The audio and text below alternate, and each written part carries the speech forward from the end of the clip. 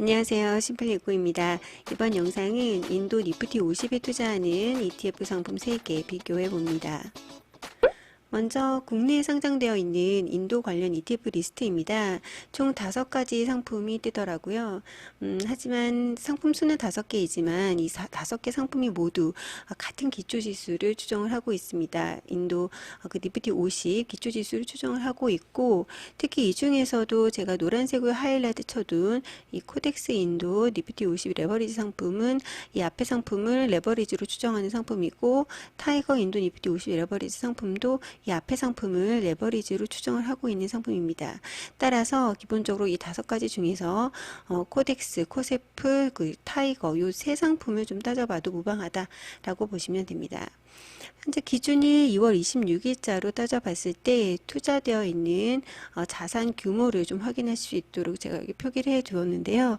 타이거 상품이 2,423억 원 정도 투자되어 있고, 코세프 2,046억 원, 코덱스 상품이 2,049억 원 정도 좀 비슷하게 투자가 되어 있어요. 그래도 뭐 가장 많이 투자되어 있는 것을 따져라 했을 때는 타이거 상품이다라고 보시면 됩니다. 모두 같은 기초지수를 따르고 있기 때문에 기초지수 여기에서 먼저 짚어드리고 넘어갈게요.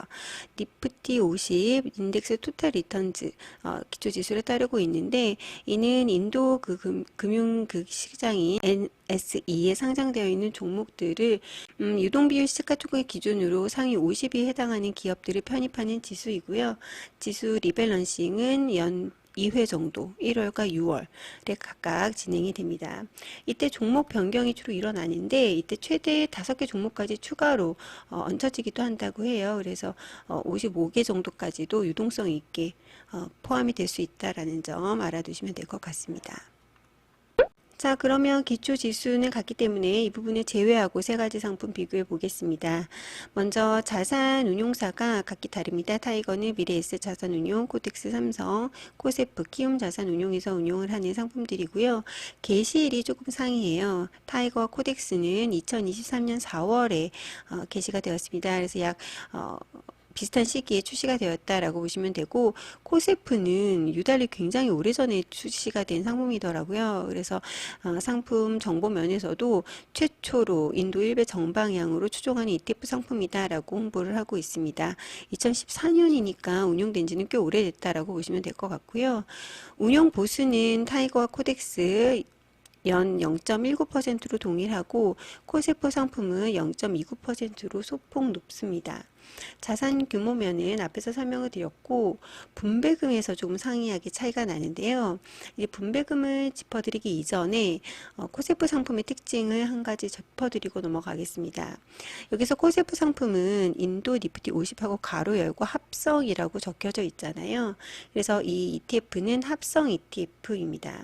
먼저 이 합성 ETF는 뭐 아시는 분은 아시겠지만 조금 설명을 해드린다면, 자산 운용사가 이렇게 합성이라고 적혀져 있지 않은 그런 일반 직접 ETF는 실물 자산, 또 여기에서 당연히 그 주식이겠죠. 주식을 직접 투자해서 담는 것들을 ETF, 직접 ETF라고 말을 하는데, 합성인 경우에는 실물 자산인 주식에 직접 투자하지 않고 일종의 수합 거래를 통해서 다른 운용사가 운용하는 것의 수익을 좀 수합해서 가져오는 형태로 운영되는 ETF입니다.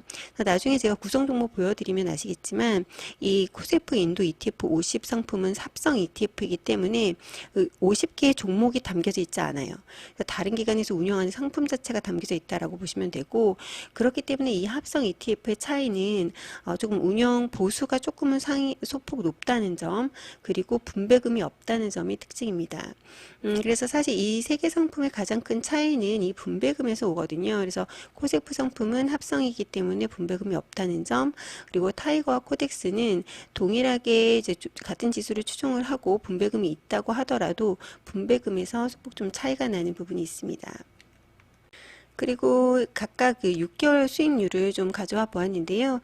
아무래도 코세프 상품은 운영된 지 오래되긴 했지만 이 두 상품이 지금 운영된 지 1년이 채 되지 않았기 때문에 6개월로 끊어서 상대 비교를 위해서 수익률을 가져와 보았습니다. 수익률은 11%로 좋다라고 보시면 되고, 코세프 상품 같은 경우에는 지금 상장 이후 125% 정도의 수익이 났다라고 보시면 됩니다.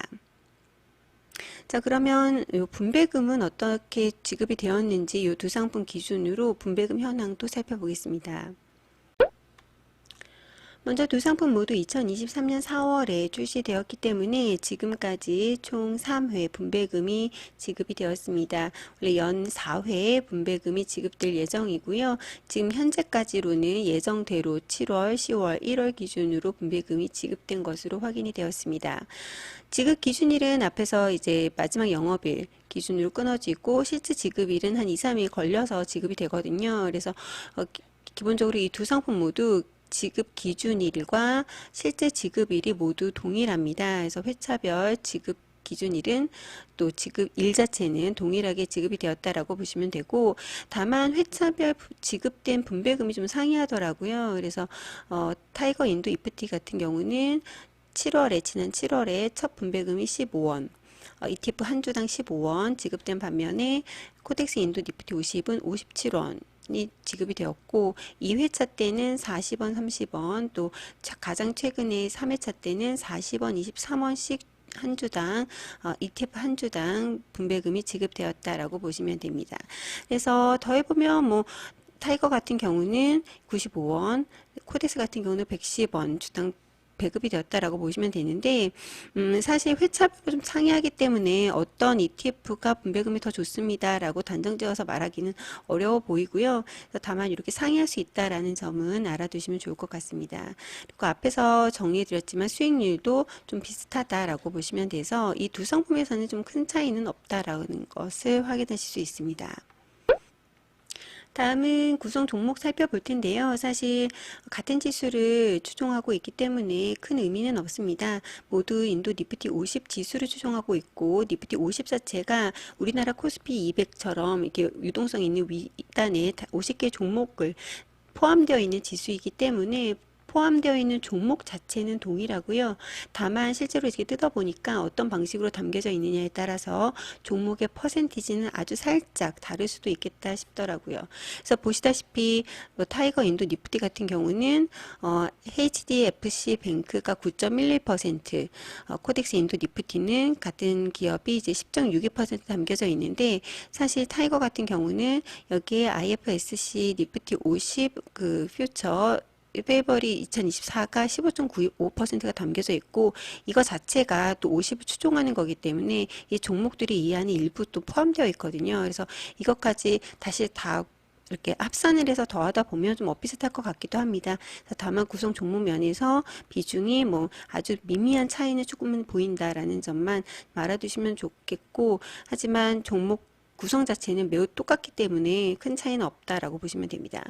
그리고 사실 우리가 인도 시장이 좀 인도 기업이 생소할 것 같고, 저 같은 경우는 좀 생소하거든요. 그리고 또 이러한 기업들을 제가 일상생활에서 접할 기회가 미국 기업 대비해서 거의 없기 때문에 현지인들만큼 이게 어떤 기업들인지는 알기는 매우 어려울 것 같고, 하지만 그렇다고 우리가 뭐 눈 감고 그냥 대형주니까 투자하겠다 하시더라도 적어도 저 같은 경우는 이제 어떤 섹터인지는 알면 좋겠다 싶을 것 같아서 업종 비중을 좀 가져와 보았습니다. 즉 니프티 50을 구성하고 있는 섹터별 비중 한번 짚어드리면, 금융이 37.7%로 가장 많고요. 기술주가 14.1%, 오일가스 원유 관련된 게 11%, 소비재가 9.6%, 자동차 5.3%, 헬스케어 3.8%, 건설주가 3.4%, 그리고 메탈 마이닝이 3.4% 담겨져 있다라고 보시면 됩니다. 그리고 앞에서 그 세 가지 상품 중에서 유일하게 합성 상품이었던 코세프 인도 니프티 50 상품 같은 경우에는 합성 상품이기 때문에 제가 직접적으로 주식이 50개 담겨져 있는 건 아니라고 말씀드렸잖아요. 그래서 한번 살펴보면 보시다시피 담겨져 있는 구성 종목이 수합으로 하나증권이 들어가 있고, 우리가 앞에서 살펴봤던 코덱스 인도 니프티 50이 1.39%, 그리고 타이거 인도 니프티 50도 0.71% 담겨져 있습니다. 그래서 이미 우리가 앞에서 살펴본 그런 나머지 두 가지 상품도 이 안에 포함되어 있기 때문에, 개인적으로는 이렇게 수합으로 합성 상품을 투자하기보다는 이렇게 직접적으로 그냥 타이거나 코텍스 상품 둘 중에 하나를 투자하면 어떨까, 만약에 인도 시장에 투자를 하신다면요 라는 개인적인 의견이 듭니다.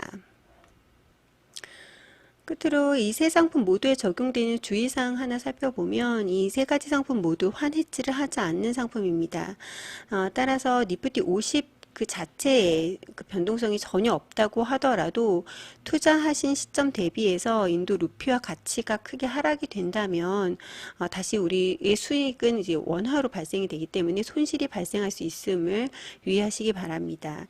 그래서 제가 5년치 인도 루피 환율 차트를 좀 살펴봤는데요. 현재 위치는 5년치 기준에서 봤을 때 높지도 또 낮지도 않는 그 중간 정도다라고 보시면 되고, 그래도 어느 정도 이렇게 등락이 있었던 구간들이 있었기 때문에 이렇게 하락이 크게 일어날 경우에는 니프티 50 자체 지수의 변동이 없다고 하더라도 우리 입장에서는 손실이 발생할 수도 있다라는 점은 유의하시기 바랍니다. 마지막으로 제가 왜 인도에 관심을 가지게 되었는가 말씀을 드리면 지금 보시는 차트는 OECD 향후 경제 성장률 전망 데이터를 국가별로 살펴본 데이터입니다. 여기에서 보시다시피 인도가 2024년 경제 성장 전망률, 2025년 경제 성장 전망률에서 모두 1위를 차지하고 있습니다. 2024년에는 6.2% 성장할 것으로 전망이 되고 있고요. 2025년에는 6.5% 성장할 것으로 전망이 되고 있습니다.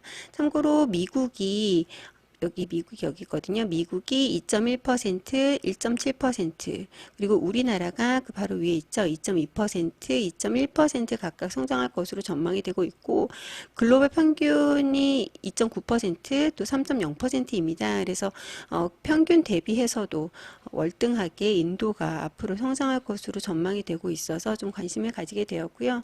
또 이 외에도 미국과 이제 중국의 그 경제 관계가 좀 긴장 상태이다 보니까 새로운 글로벌 생산 공급망의 중심으로 또 인도가 떠오르고 있잖아요. 그래서 그런 부분도 있고, 또 워낙 풍부한 인적 자원으로 내수 시장 역시 성장이 기대되는 나라입니다. 현재 뭐 14억 이상이라고 해요. 그래서 생산 가능 인구도 높지만 그만큼 또 중산층 중심의 거대한 소비 시장으로서 잠재력이 기대되고 있기 때문에 이러한 배경으로 개인적으로 좀 인도 시장에도 관심을 갖게 돼서 찾아본 거고요. 여러분들과 공유를 드리고 싶었습니다. 그래서 이번 영상도 여러분의 그 포트폴리오에 하나의 참고로 활용하시면 좋을 것 같고요. 이번 영상도 마음에 드셨다면 구독, 좋아요 눌러주시고 영상 끝까지 시청해 주셔서 감사합니다.